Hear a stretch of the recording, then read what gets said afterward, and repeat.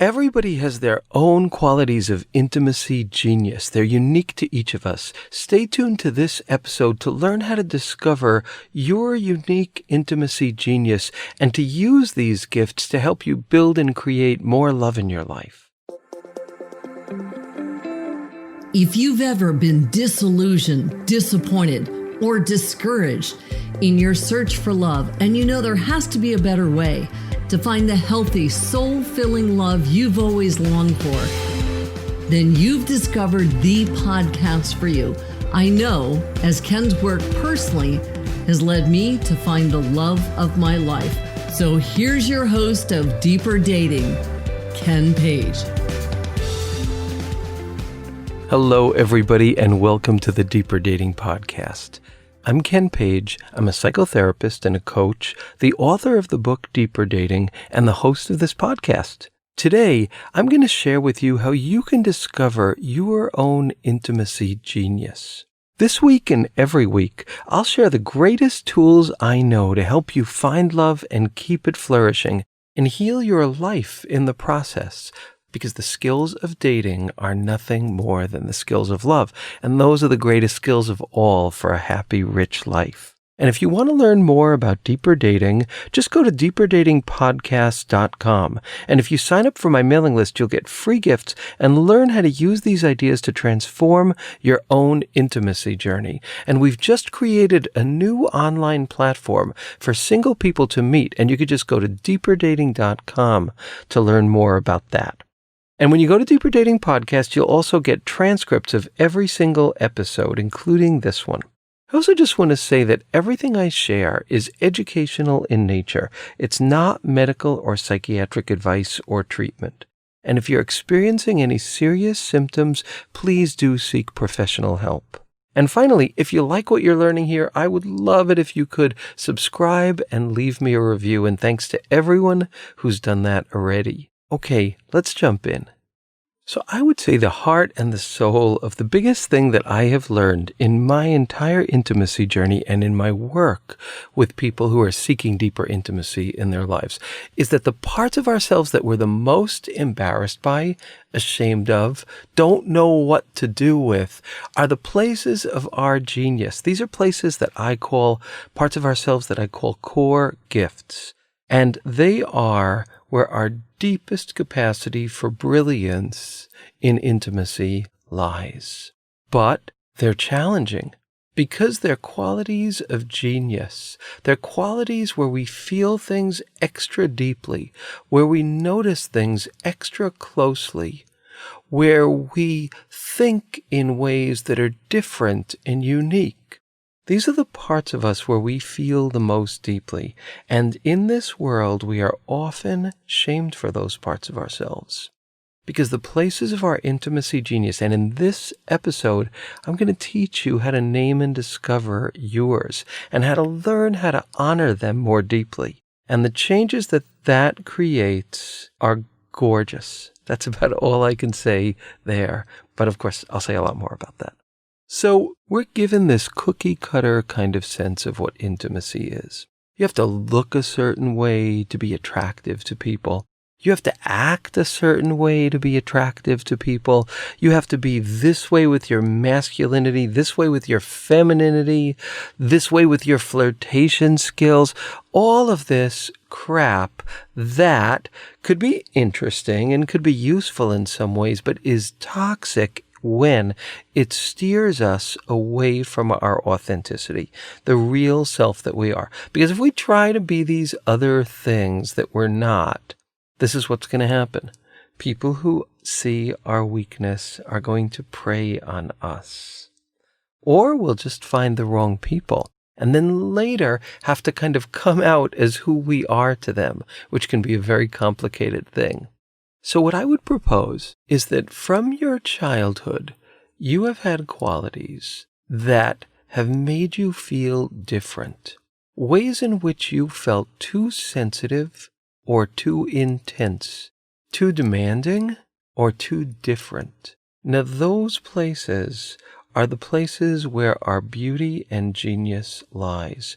And it's an amazing, amazing process that we actually need to go to the parts of ourselves that, like when we were teenagers or when we were older, we learned were shameful and embarrassing and awkward and different. And we need to go back and reclaim those parts and discover the beauty and the brilliance in them. So if you think for a moment about the ways that you have felt different from others, the places in which you had heightened sensibilities, just take a minute to think about that. Maybe you felt the pain of disconnection more. Maybe you longed for intimacy more. Maybe untruth bothered you more than it bothered other people. Maybe there was a deep kind of tenderness of spirit that felt too soft for the world. Or maybe there was a ferocity and intensity that felt too big for the world. Just take a minute to think about this. And think then about the messages that you got that those parts of you were problems. And the truth is, those parts of us are problems because they're demanding, they're intense, they're fierce, they feel pain and they feel joy in these highly charged parts of ourselves in ways that we might not feel it in other ways. They're the most intense parts of our being, and hence we've often felt like they're just awkward. But the key to this entire intimacy journey is that they are sacred, that they are precious, that they are the center of your being. And the more we learn to honor those parts of ourselves, the more our entire world changes, and the more our search for love changes. So what are these qualities that I call your intimacy genius, or I also, in my books and my courses, I call your core gifts? Well, some core gift qualities are the ones that I've already said. A deep sensitivity, maybe a quality of deep introspection and need to be alone. Maybe a longing for sensual connection that goes really deep. Maybe a sense that through our sensuality or through our spirituality or through our honesty, we can make a really big difference in the world. Now, probably growing up, some of these qualities were problematic to our peers, or problematic to our parents, or problematic to everybody. So the hero's journey is going back and reclaiming those parts of ourselves. And now I'm going to speak a little bit about how to do that. The questions that will help you identify your intimacy genius are two big important questions, and I've talked about them before, but they're really a big deal. One question is, in your day-to-day life, as you walk through your life, what things hurt your heart? What things just make you feel horrible, or in pain, or broken, or wounded, or wake you up in the middle of the night? What are the things that pull at your heart? What are the things that hurt your heart, that keep you worried, that keep you concerned? And if you go through your days and you notice consciously the things that hurt your heart, well, if you're like most of us, the first thing you'll notice is that inner voice that says you are just too damn sensitive. When we can push that voice aside and become curious and say, all right, well, maybe I'm too sensitive, but I'm interested in seeing what this was that hurt me so much. And then we realize that maybe it was an interaction with someone we love which was not kind, or where truth wasn't being told, or where a part of you was not being recognized, or that you weren't recognizing a part of the other person. And these things might hurt your heart. Many people have the experience of their heart being hurt when connection is broken. They say that intimacy is a process of rupture and repair. So for many of us, when connection doesn't feel right, when it feels broken, that causes a great deal of pain. This is something that I am hypersensitive to. And so, for example, I can be talking to my husband and I can mention something that really hurt or bothered me that happened in the family or in an interaction that just worried me or concerned me or didn't feel right. And he might not have noticed it with the kind of intensity that I did. He would notice other things that I wouldn't notice. But those are my gifts. I feel connection, and I feel a break in connection. Connection, good connection, brings me intense joy. Breaks in connection trouble me deeply. And these are qualities that I did not know how to manage growing up. So I thought of them as sicknesses. I thought of them as weaknesses. And I definitely thought of them as things that did not make me sexy or attractive. But the truth is that they are who I am. And as I learn to honor those parts of me, which is just the honoring of those parts of ourselves, the de-orphaning of those parts of ourselves, the reclaiming of those parts of ourselves, and naming them as valid, as not just too sensitive, but precious and real and authentic, that is a process of true empowerment. And when we do that, truly, our attractions actually change. Our search for love changes, our relationships change, and our understanding of ourself changes.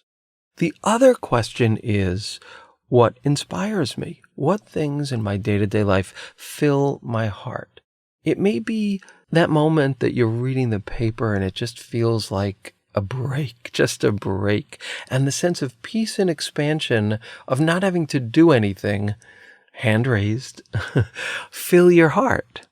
It may be a sexual connection that feels really tender and beautiful and full of love. It may be an interaction with someone you love that just feels exquisite. It may be somebody doing something really brave or really bold or really kind. But this is a study of ourselves that is one of the greatest studies that we can do, which is to notice what fills our heart, what inspires our heart. These are two questions that are the keys to the deepest user's manual of our lives. And so I encourage everyone to think about this and to ask yourself on a moment to moment, like, ouch, I feel pain. Okay, what is this? What was that pain? How might that have been a gift place in me where there's a deep sensitivity, a deep kind of compassion, a deep awareness? It hurts, but it's a gift. Or we experience quiet joys, or bursting joys, or soft joys, or senses of gratification in our day-to-day life that we normally would just kind of appreciate and move past. But now we realize that they are more than pleasures. They're portals. They're portals to our deepest self. They are portals to places where we can expand into joy in very special and important ways. And they're portals too, because as you notice the things in your interactions with people that fill your heart or move you or make you feel peaceful or expansive or inspired or excited, you will find patterns. Again and again, you'll see it's certain kinds of things that create that feeling for you. And when you know that, you have discovered the fuel for your genius. Because our different geniuses run on different fuels. And our great fuel is the things that inspire us. I guess I would also say our great fuel is the things that hurt us, especially when we dignify both our joys, but also the things that hurt us by recognizing this is touching me in a place that is deep. This must really matter. What's the gift here? What's the sensitivity, and how is that a gift? Because we go around minimizing our joys and not realizing that they're deep portals, and telling ourselves we're too sensitive instead of understanding that these are the places that we care the most deeply, which are the most human and beautiful parts of ourselves. When we honor those parts of ourselves, the potential for joy, the potential for authentic closeness just increases dramatically. So I also want to say, though, that this is not all sweetness and light. There's pain in the things that hurt us. There's challenge in the things that give us joy very often. There are mountains that have to be climbed to achieve that joy. There's deep, deep places we have to go to and touch to learn how to bear and live with the sadness, or intervene in different ways to create healing where there was once sadness. These are big things. These are hero's journey things. So just recognizing it is not like pink paint. It is a challenge, but it's the challenge of authenticity. And the more we do it, the more we experience self-love, and the more we experience people who really are our happiness people gravitating toward us. I know this to be true. I've seen it in my own life. I've seen it with so many clients that I've worked with, and I really, really believe that it's true. But just to add a little bit to the complexity here, you've got a kid who's a genius. That's going to be a kid who's going to need a lot of special care, special guidance, special help with really interesting challenges that they experience. You've got intimacy genius qualities, and you do. All of us do. They need special care. They need special guidance. They're not going to be easy. They're not going to get like right out of the box instructions that are going to be really workable. It's a journey to learn to listen to these qualities and what they want, because they're going to ask for things that challenge us and challenge the people around us. And that is just the truth. And it's a great truth. It's wonderful. Who would not want to cultivate their genius? So some of the things that happen, these are the parts of ourselves, obviously, where the charge is greatest.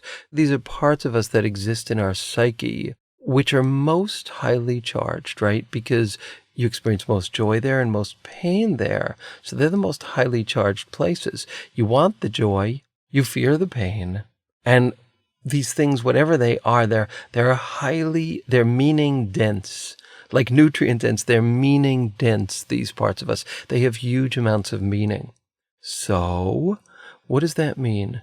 Without guidance, and in the process of growing up, we've probably done a lot of really stupid things around these gifts. We've suppressed them. We've acted them out in unhelpful ways. Usually we have a lot of car crashes around our core gifts, our intimacy genius, where we just did not have the tools. So the pain was so great that all we could do is act out. With a child, when a child acts impossible, when a child acts out, it's because there's a pain inside of them so great that they don't have the user's manual yet. That's the best that they can do. That happens for us as well. So there's a journey, and it's a fascinating journey of discovering our user's manual. What's the fuel for my genius? Who are the people with whom I feel at home, showing these qualities, hence safe, hence happiest? How do I show these qualities in an intimate relationship? What are the problems that come up when I feel them and show them? What are the wonderful, glorious things that happen when I feel them and show them and share them and give from those places? These are all parts of our user's manual. What's the pacing that I need? And Elaine Aron speaks about highly sensitive people really beautifully, and she talks about kind of understanding. For example, highly sensitive people might need to pull away from intimacy.